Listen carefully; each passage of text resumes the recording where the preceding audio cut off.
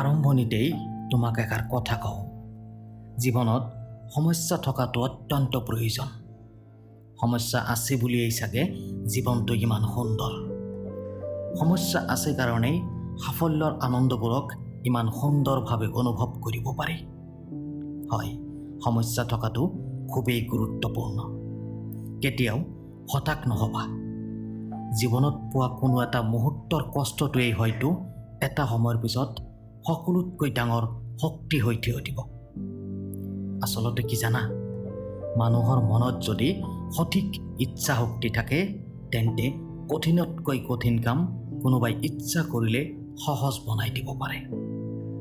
হয়, তোমাক কৈছোঁ, যদি জীৱনত কেতিয়াবা পৰাজিত হোৱা, তেন্তে কষ্ট নাপাবা। তাৰ কাৰণ তোমাক এবাৰেই জয়ী হ'ব লাগিব। আৰু মনত ৰাখিবা, কোনোবাই যদি তোমাক সৰু কৰিব বিচাৰে, তেন্তে ভাবি ল'বা তুমি সিহঁততকৈ বহুত ওপৰত আছা। এই পৃথিৱীত কাৰোবাক লৈ সমালোচনা কৰাটোৱেই সকলোতকৈ বেছি সহজ, কিন্তু তাৰ ঠাইত থিয় হৈ তাৰ সমস্যাবিলাকৰ সমাধান কৰাটো হয়তো অত্যন্ত কঠিন। মানুহে বেলেগক লৈ ভাবিব আৰু বেলেগক লৈ কিবা কৰিবলৈ অলপ বেছিয়েই পচন্দ কৰে আৰু নিজকেই পাহৰি যায়। প্ৰিয় বন্ধুসকল, যদি তোমাৰ লক্ষ্য ঠিক থাকে, তেন্তে এই পৃথিৱীৰ কোনেও তোমাক তোমাৰ সপোনৰ পৰা দূৰত ৰাখিব নোৱাৰে। এই পৃথিৱীৰ মানুহবিলাক অলপ বেলেগ ধৰণৰ। কোনোবাই সপোন কৰিবলৈ ব্যস্ত আৰু কোনোবাই সপোন ভাঙিবলৈ ব্যস্ত। মই তোমাক অনুৰোধ কৰিম, তুমি সিহঁতৰ তালিকাত অন্তৰ্ভুক্ত নহবা যিসকল সপোন ভঙাত ব্যস্ত। হয়, তুমিতো নিজক সৰু মনত কৰা, নিজক নগণ্য বুলি ভাবা। তুমি কি জানা, এই পৃথিৱীত তোমাৰ বিকল্প দ্বিতীয় কোনো নাই।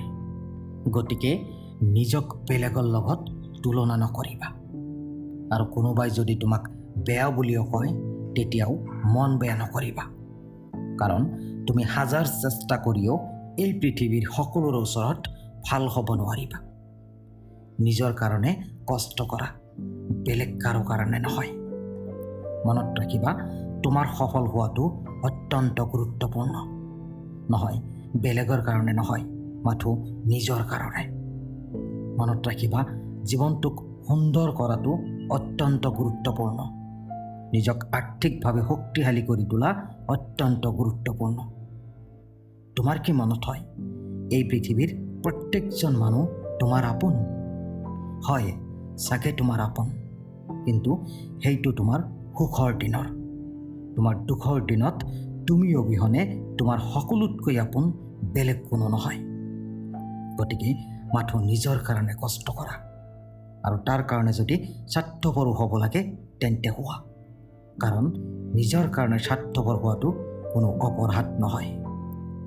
শেষত তোমাক সেই এটা কথাই ক'ম, ব্যৰ্থতালৈ চিন্তা নকৰিবা, কাৰণ তোমাক এবাৰেই সঠিক হ'ব লাগিব। বন্ধুসকল, ভিডিঅ'টো আপোনালোকৰ কেনে লাগিল? ভাল লাগিলে লাইক কৰিব, কমেণ্টছ কৰিব আপোনাৰ মতামত, লগতে চেনেলটো ছাবস্ক্ৰাইব কৰিব। ধন্যবাদ।